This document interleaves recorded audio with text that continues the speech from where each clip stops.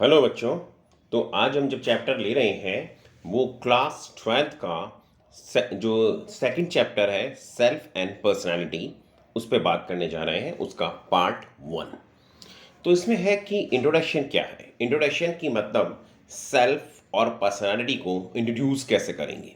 तो self and personality refer to the characteristics ways in which we define our existence, यानी हम अपने existence को जैसे डिफाइन करते हैं एक तरह से वो हमारा सेल्फ और पर्सनालिटी होगा।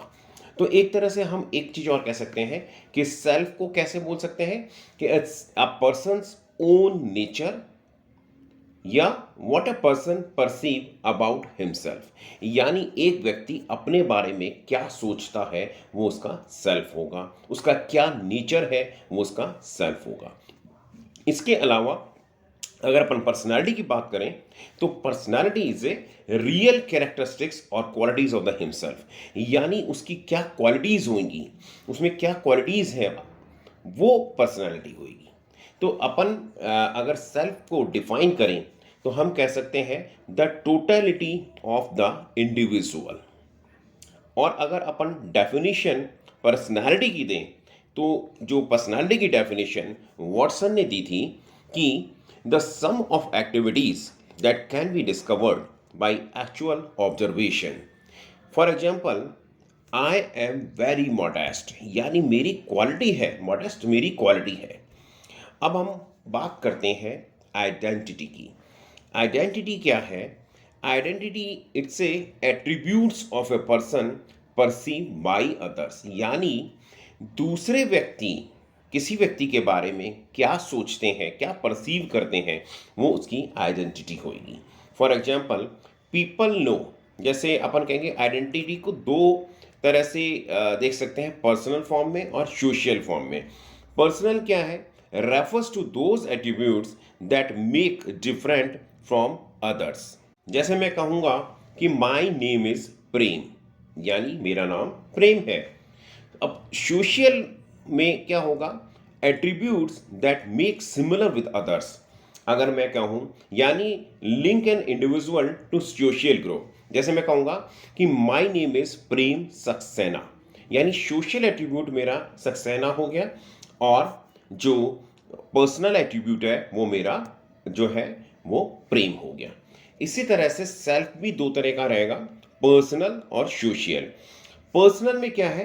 Concerns with one self what I am thinking about मी, यानी देखिए दोनों में फर्क क्या है। आइडेंटिटी में दूसरा क्या सोच रहा है मेरे बारे में, सेल्फ क्या है कि what I am thinking about me, और सोशल में concerns with relation with others और what I am thinking about others, यानी मैं दूसरों के बारे में क्या सोच रहा हूं। तो सेल्फ क्या चीज है? Feeling, ideas with regard to himself और परसेप्शन अबाउट हिमसेल्फ। अब नेक्स्ट आता है कि जो पर्सनल सेल्फ है ना, इसको हम फैमिलियल और रिलेशनल सेल्फ भी कहते हैं। नेक्स्ट जो है वो बात है डुअल स्टेटस। डुअल स्टेटस यानी सब्जेक्ट और ऑब्जेक्ट। तो सब्जेक्ट क्या है? An entity that does something, और ऑब्जेक्ट क्या है? When something is being done. तो एक तरह से एक्टिव और पैसिव फॉर्म हो गया। एक तरह से सब्जेक्ट में कहेंगे कि आई एम प्लेइंग क्रिकेट, और इधर हो जाएगा कि cricket is being played by me. या सब्जेक्ट का अगर एग्जांपल दें तो जैसे कोई बच्चा क्वेश्चन पेपर अटेम्प्ट कर रहा है और उसके बाद वो घर आता है तो कोई जब वो जवाब देता है कि क्वेश्चन पेपर कैसा था, क्या था, कोई भी पूछता है, ये अपने आप को कहता है, तो उसमें क्या आएगा? सब्जेक्ट में आएगा कि I have not attempted few questions in question paper. इसके अगर अपन ऑब्जेक्ट के फॉर्म में देखेंगे तो आएगा question paper was very lengthy. Now will talk about the self esteem. तो सेल्फ एस्टीम क्या है? The value of the judgement of a person about himself और हर सेल्फ, यानी an opinion of your own character and abilities, how we value and perceive our self. हम अपने बारे में क्या सोच रहे हैं, हमारी जो हमारे कैरेक्टर, हमारी एबिलिटीज़ के बारे में हमारी क्या वैल्यू है, हमारा क्या जजमेंट आता है। तो self esteem is formed by the age of 6 to 7 years of the age. और self esteem is formed in 4 areas. ये 4 एरियाज में बनता है पास, PAAS। P for physical appearance, A academic competence, A athletic or the physical competence, as social competence. Now we'll talk about the self-efficacy. Self-efficacy क्या है? Refers to an individual's belief in his or her capacity to execute, according to Bandura. Bandura ने कहा था कि किस तरह से कोई भी इंडिविजुअल अपनी कैपेसिटी को एग्जीक्यूट करता है, वो जो चीज होगी वो सेल्फ एफिकेसी कहलाएगी। तो self efficacy reflects confidence in the ability to exert control over one's own motivation and behaviour.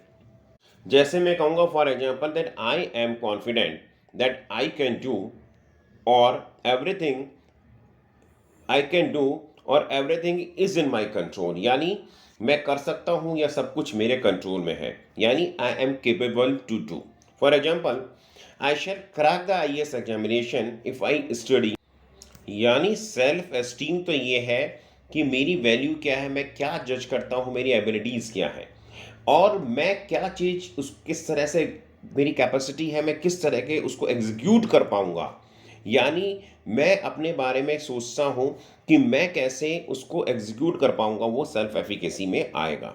People who have high efficacy take more risk in the life and believe that they are responsible for right और wrong whatever happened with them, यानी कि जिनमें ये जो self efficacy ज़्यादा होता है ना, वो ज़्यादा रिस्क लेते हैं अपनी लाइफ के अंदर। वो ये सोचते हैं कि उनकी लाइफ के अंदर जो कुछ भी हो रहा है, चाहे अच्छा हो रहा है या बुरा हो रहा है, उसके लिए वो खुद रिस्पॉन्सिबल है। अब अपन बात करते हैं सेल्फ रेगुलेशन के बारे में। सेल्फ रेगुलेशन देखो, रेगुलेट मतलब रेगुलेशन मतलब रेगुलेट, यानी रेगुलेट करना।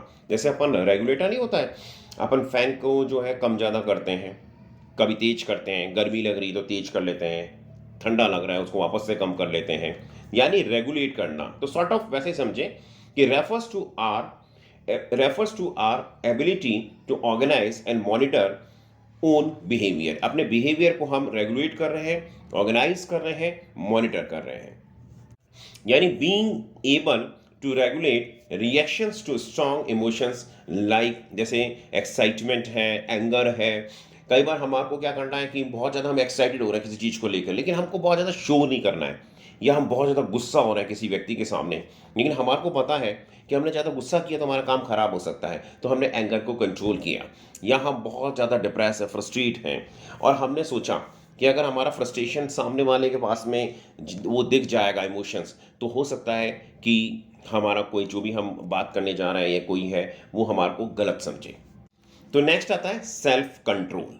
सेल्फ कंट्रोल में क्या है कि हम किस तरह से अपने आप को कंट्रोल करते हैं, हमारे इमोशंस हैं या जो हमारे अंदर हम कैसे अपने जो भी इमोशंस या और कोई एक्सवाइजेड जो भी चीज़ें हैं वो किस तरह से हम कंट्रोल कर पा रहे हैं। तो लर्निंग टू डिले और defer the gratification of the needs is called self control, यानी एग्जैक्टली अगर मैं कहूँ तो उसमें यहाँ पे ये आ गया कि किस तरह से जो हमारी कोई भी नीड है उसको हम डेफर कर रहे हैं। डेफर मतलब आगे बढ़ा रहे हैं या डिले कर रहे हैं, मतलब उसको लेट करें कि ठीक है बाद में करेंगे।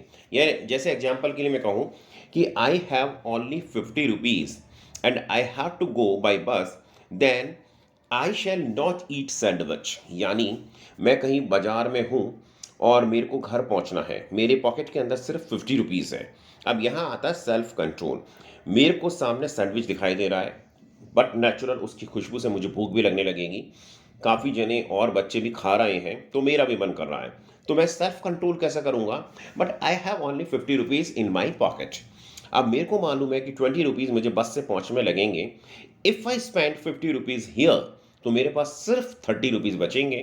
तो 30 रुपीज़ सॉरी 50 रुपीज़ मैंने खर्च कर दिए तो मेरे पास में कुछ भी नहीं बचेगा।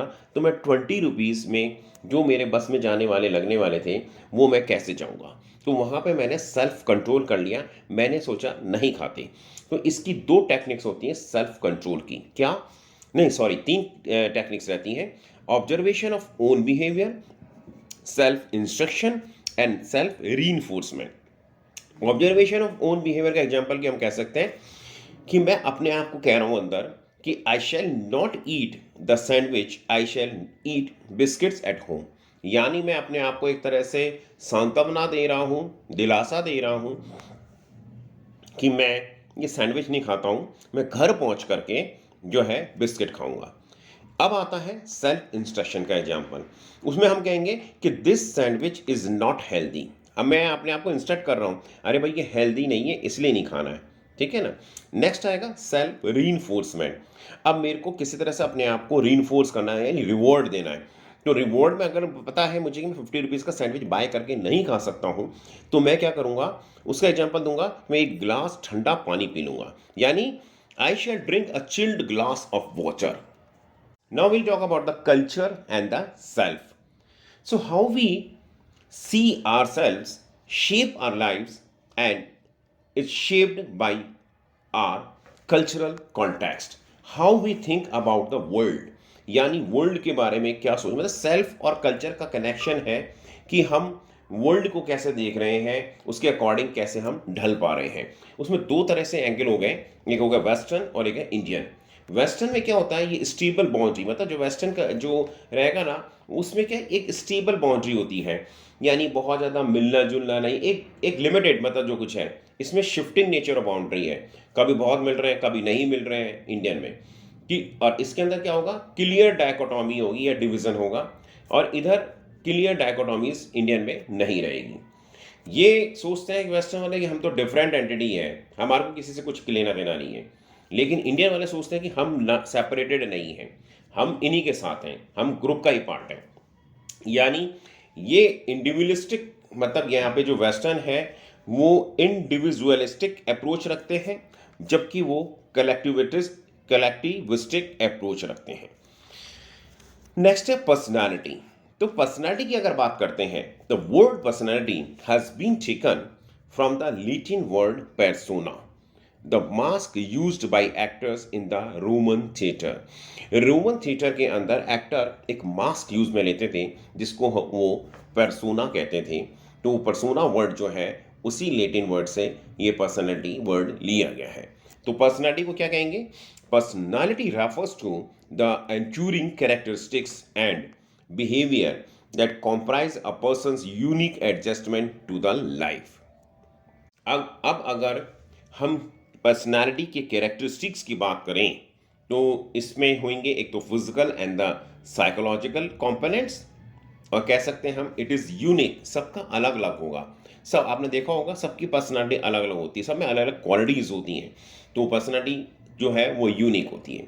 With time it can not be change easily, यानी टाइम के साथ में ये इजीली चेंज नहीं होती है।